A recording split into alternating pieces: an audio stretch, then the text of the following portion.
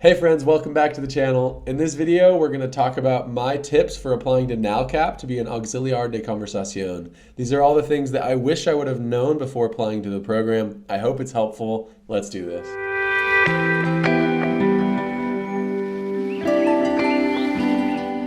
So my first tip today is to watch videos and check out the detailed guides that the Spain Department of Education has posted to help you navigate Profex. To apply to NALCAP, you need to go through this portal, Profex. It's pretty old. It's all in Spanish. It can just be kind of clunky and confusing, but because of that, the program has posted some pretty good guides online about it. So I'm not going to spend a lot of time here with actually helping you navigate the portal. I just recommend looking at those guides because they already exist. In this video, we're going to learn a little bit more about a program called Profex. But if you still have questions, because even with those, it can be confusing, just write them in the comments below and I'll get back to you as soon as possible. So my second tip today is to spend a ton of time on the application. Figuring out the forms takes time, figuring out how to navigate Profex takes time, writing multiple drafts of your statement of purpose will take quite a bit of time, and then getting a recommender, because you likely will have to ask a few for a recommendation letter. It all just really adds up. And in general, the more time you spend on this process, the more likely the final product, the final application is to be really good. So today's February 1st, and it was actually about a year ago that I was doing the application, and I spent probably 15 or 20 hours on it, just really perfecting it and fine-tuning it because I was really excited about the job and I wanted to give it the best shot I could. My third tip today is to ask a potential recommender for a letter of recommendation as soon as possible. This will likely be someone who's interacted with you in a positive way in a Spanish setting. This will likely be a Spanish professor or a Spanish teacher. I think you should ask your recommenders as early as possible because one, it's just courteous to their time. You don't want to be like, hey, can I have a letter in 2 days? Because whoever they are, they're likely busy and have other stuff they want to do also. And two, the letter is likely to be a lot better if they spend a lot more time on it and have time to write multiple drafts. Also, a quick note on who you're actually getting to be your recommendation letter writer.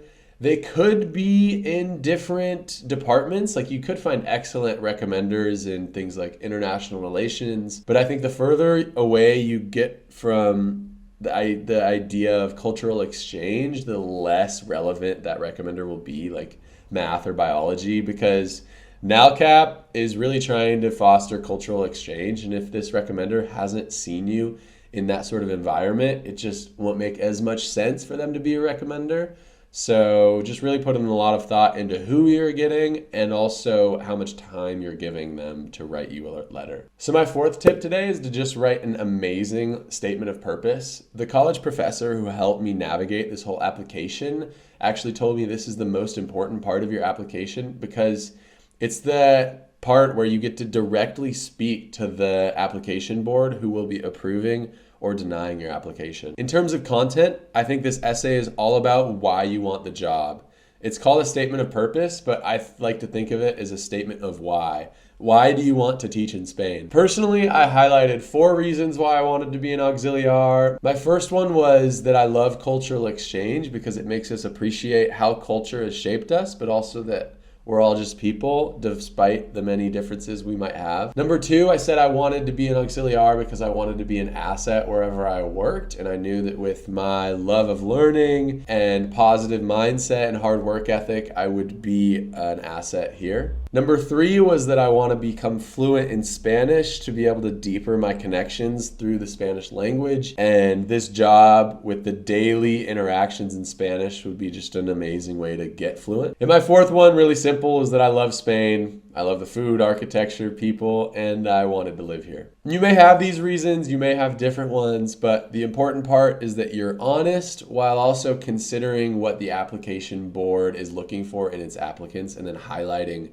those reasons the most. In terms of how to make your statement of purpose really good, I think you should do 2 things. I think you should write multiple drafts of it. That's like 4 or 5. And then you should also get constant feedback from someone you trust. For me, I was lucky that I had my college Spanish professor reviewing my essay and telling me what he liked about it and what he didn't like about it. But if you don't have access to a teacher or professor who can review your essay, I think even just a friend will do, and ask them to pretend that they're on this application review board. In general, I just really want to stress that this should be the part of your application that you work the hardest on. My fifth tip today is to try to apply to the program early in the application window. Applications open on February 1st and they go until April, so it can be tempting to be like, oh, I have months to do this. But placements for auxiliars are actually assigned based on the order that the applications are submitted.